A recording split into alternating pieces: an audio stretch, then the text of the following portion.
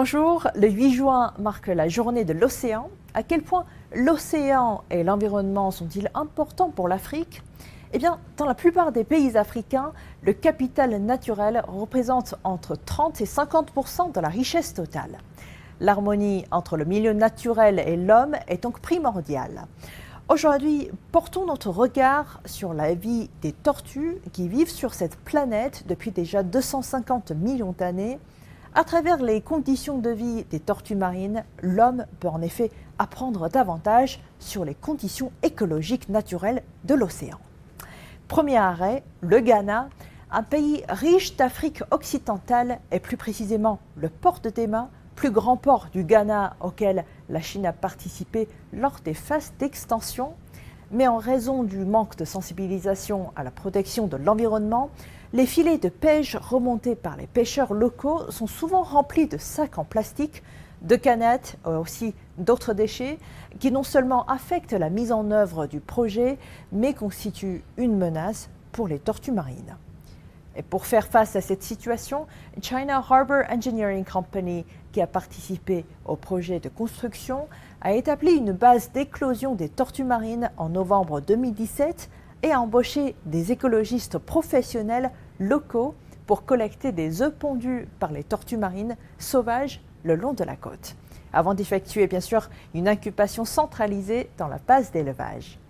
L'écloserie peut accueillir jusqu'à 10 000 œufs à éclore en même temps et après l'éclosion, les jeunes tortues sont relâchées en mer.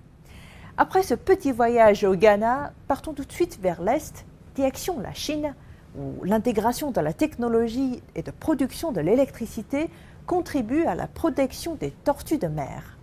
À l'exemple de la ville de Huizhou, dans la province du Guangdong, dans le sud de la Chine, où se situe la seule plage de nidification des tortues marines sur les 18 000 km de côte de la partie continentale de Chine.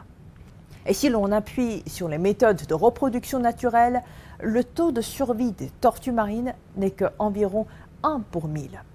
Mais ces dernières années, les entreprises comme China Southern Power Grid Company ont pu réaliser une amélioration dans l'approvisionnement de l'énergie dans l'élevage artificiel des tortues de mer. Et pour ce faire, il faut évidemment surmonter plusieurs défis, car la zone protégée a des exigences élevées. Premièrement, la température. L'alimentation électrique doit rester continue et stable pour garantir que la température de l'eau dans le bassin des tortues soit stabilisée à approximativement 26 degrés. Et deuxièmement, la filtration de l'eau. Le système de circulation et de filtration d'eau de mer a besoin d'une alimentation électrique ininterrompue 24 heures sur 24 pour créer un environnement écologique pour les tortues marines. Et pour ce faire, China Southern Power Grid Company a installé successivement 4 transformateurs spéciaux pour la zone de protection de tortues et a considérablement amélioré la stabilité de l'approvisionnement de l'électricité en construisant de nouvelles sous-stations et en reconstruisant des lignes.